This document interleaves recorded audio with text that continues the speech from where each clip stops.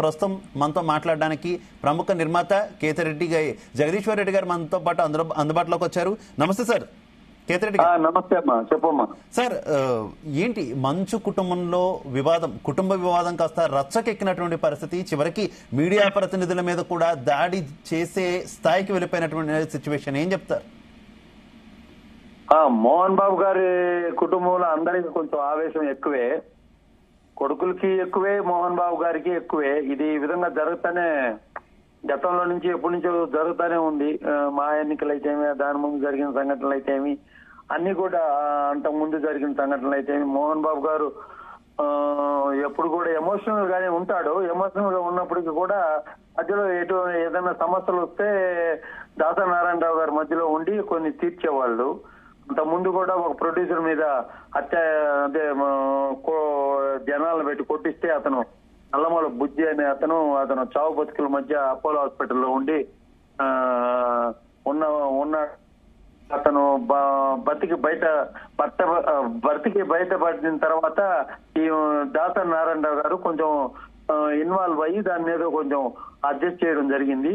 ఇట్లాగే మోహన్ బాబు గారు గతంలో బ్రాహ్మణుల గురించి ఏదో తప్పుగా సినిమాలో ఉందని బ్రాహ్మణుల దాడికి వస్తే కూడా వాళ్ళని ఏదో అది ఇది కూడా ఏదో ఒక వర్షన్ అప్పుడు నడిచింది.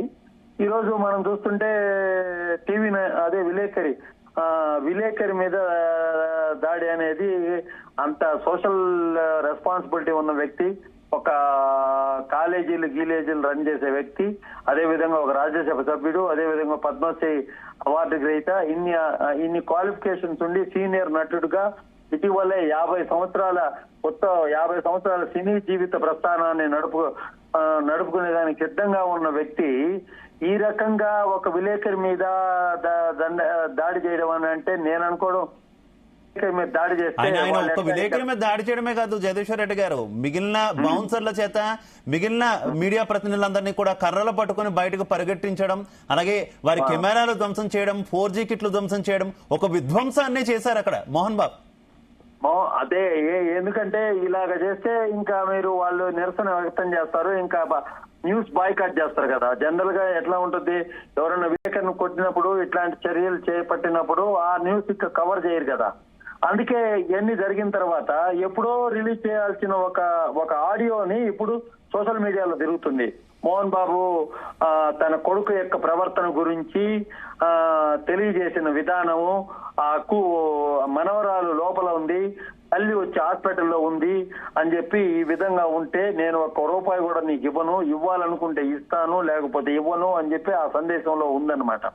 అంటే తన యొక్క ప్రవర్తనని ఆ యొక్క వాయిస్ లో ఆయన తెలియజేసేసాడు జనానికి. ఇప్పుడు వరకు ఏంటంటే మోహన్ బాబు గాని ఆ కుటుంబ సభ్యులు గాని ఎవరన్నా మాట్లాడతారా అని చెప్పి ఎదురు చూసిన వాళ్ళు, ఎదురు చూడని వాళ్ళు కథనాలు ఏదో టీవీలో వేస్తున్నారు, అందువల్ల నాకు కోపం వచ్చింది అని చెప్పి మోహన్ బాబు ఆ ఆడియోలో కూడా చెప్పడం జరిగింది. కాబట్టి ఏంటంటే మోహన్ బాబు స్వతహాగా చాలా అంటే ఆయన స్ట్రిక్ట్ గా ఉంటాడు, అట్లుంటాడు ఇట్లుంటాడు అనే దానికి కూడా గతంలో చిరంజీవి మీద ఓపెన్ డయాస్ మీద వేల కొద్ది జనాలు ఉన్న డయాస్ మీద లెజెండ్ అంటే ఏమిటి, ఒక విద్యా సంస్థలో 25 సంవత్సరం ఫ్రీగా ఇస్తున్న నేను లెజెండ్ కాదా, అదే విధంగా నేను రాజ్యసభ సభ్యునిగా రాజకీయాల్లో ఎగ్జాక్ట్లీ జగదీశ్వర్ రెడ్డి గారు, మోహన్ బాబు వ్యవహార శైలికి సంబంధించి ఇప్పుడే కాదు ప్రతిసారి కూడా ఏదో ఒక వివాదాస్పదం అవుతూనే ఉన్నటువంటి పరిస్థితి మనం చూస్తున్నాం. ఎందుకు అంత అతిగా ఫీల్ అవ్వాల్సినటువంటి అవసరం ఏముంది? ఆయన గొప్ప నటుడే కాదని ఎవరు అనరు.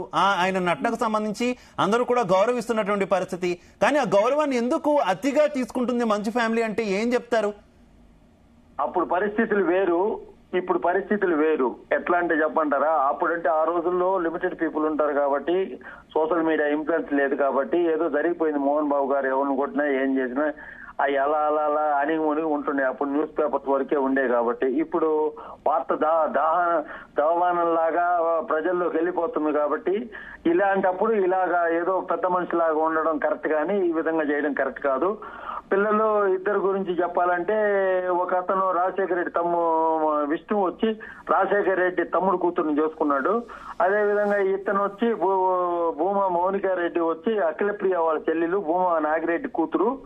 ఇద్దరు కూడా డిఫరెంట్ యాక్టివిటీస్ లో ఉంటారు. ఇద్దరు రాయలసీమకు చెందిన వాళ్ళు కాబట్టి ఇద్దరు కూడా లవ్ మ్యారేజ్ ఇద్దరు కూడా లవ్ ప్రేమించే పెళ్లి చేసుకున్నారు. ఇద్దరు రెడ్డి కమ్యూనిటీకి చెందిన వాళ్ళేను. కాబట్టి ఏంటంటే ఈ రెండో పెళ్లి విషయంలో అతనికి ఏదో వివాదం ఉంది మోహన్ బాబు కంటే, ఇంట్లోనే పెట్టుకొని ఉన్నాడు కదా కొడుకుని, ఆ వివాదం ఉందని చెప్పేదానికి కూడా లేదనమాట. రెండో భార్య అంటే ఇప్పుడు ఈ మనోజ్ భార్య మొదటి భర్తకి జన్మించిన కొడుకు ఒక అతను ఉన్నాడు. ఆ విషయంలో మోహన్ బాబు అతన్ని కొంచెం అరికడతా ఉన్నాడు మనోజ్ని. అది అతను ఒప్పుకునే దానికి లేదు అనమాట. అతనికి ఒక కూతురు మందరం పుట్టినట్టుంది. కాబట్టి ఏంటంటే మోహన్ బాబు గారి ఇల్లు, మోహన్ బాబు గారి వ్యవహారం చాలా దూరంగా. మోహన్ బాబు అంతకుముందు ఫిల్మ్ సిటీలో ఇక్కడ ఫిల్మ్ నగర్ కాలనీలో ఉంటుండేవాడు. ఇప్పుడు చాలా దూరంగా శంషాబాద్ దగ్గర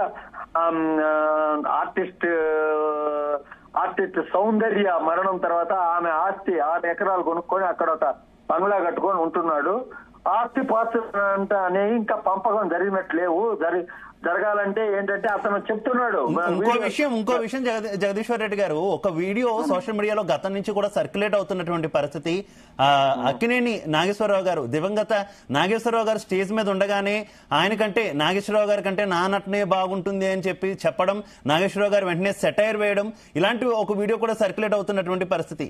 ఎందుకు వాళ్ళని వాళ్ళు ఎక్కువగా ఊహించుకుంటారు మంచు ఫ్యామిలీ అనేటటువంటి? అంటే మోహన్ బాబు మానసిక స్థితి గురించి కూడా చర్చలు జరుగుతున్నటువంటి పరిస్థితి కదా ఈ దాడి తర్వాత. ఏమనుకోవాలి ఆయన మెంటల్ హెల్త్ గురించి అని? అన్నపూర్ణమ్మ అనింది నువ్వు నాయక గారి కంటే బాగా యాక్ట్ చేస్తావు అని కొత్తలో అది ఉంది. అది కట్ చేసి వేస్తున్నట్టున్నారు కొత్తలో ఆ మీటింగ్ లో అన్నప్పుడు. అని అన్నపూర్ణమ్మ గారు అన్నారు అని అన్నాడు అతను. జనరల్ గా ఏంటంటే మోహన్ బాబు గారు డిక్టేటర్ గా ఉంటారనమాట. ఎట్లా అంటే తను అనుకున్నదే జరగాల. షూటింగుల్లో కూడా క్రమశిక్షణ అది ఇది కరెక్ట్ గా, ఆర్టిస్టులు కరెక్ట్ గా టయానికి రావాలా, రాకపోతే ఏ రకమైన చర్యలు అవి ఉండవు. కాబట్టి ఇటీవల అందుకే ఆయన ప్రొడక్షన్ కూడా సినిమాలు కూడా తీయడం ఆపేశాడు. ఇదే ఇప్పుడు కన్నప్ప అనే సినిమా ఒకటి ఉన్నట్టుంది అండర్ ప్రొడక్షన్.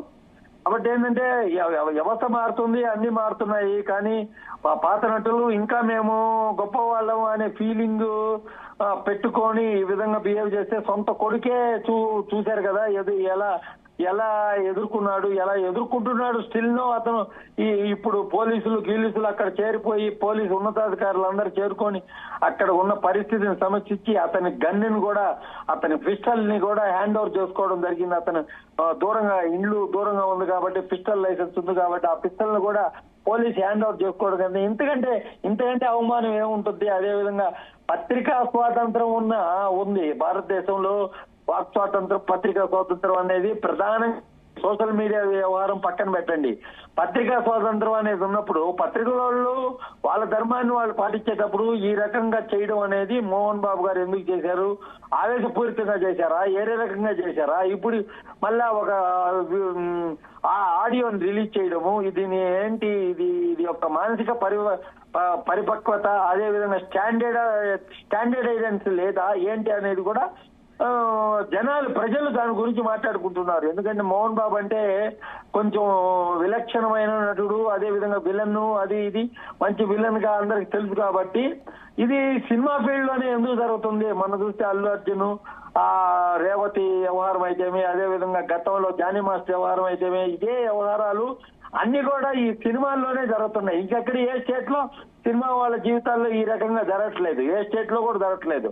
అంత ఎక్కడ కూడా ఇట్లాంటి వివాదాలు సినిమా వాళ్ళ నేపథ్యంలో రావట్లేదు. ఓన్లీ రాజకీయ నేపథ్యంలోనే వివాదాలు జరుగుతూ ఉన్నాయి. కానీ సినిమా వాళ్ళ ఇళ్లలో కానీ, సినిమా వాళ్ళ జీవితాల్లో కానీ, సినిమా వాళ్ళ ప్రవర్తనలో కానీ ఈ ఆంధ్ర రాష్ట్రంలోనే మేమంతా మమ్మల్ని మించిన వాళ్ళు లేరు అనే ఫీలింగ్ ఉంది కాబట్టి ఈ రకంగా జరుగుతుందని చెప్పవచ్చు.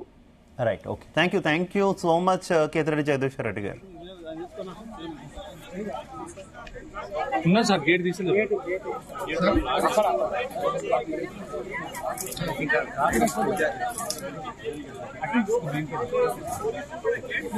ముందు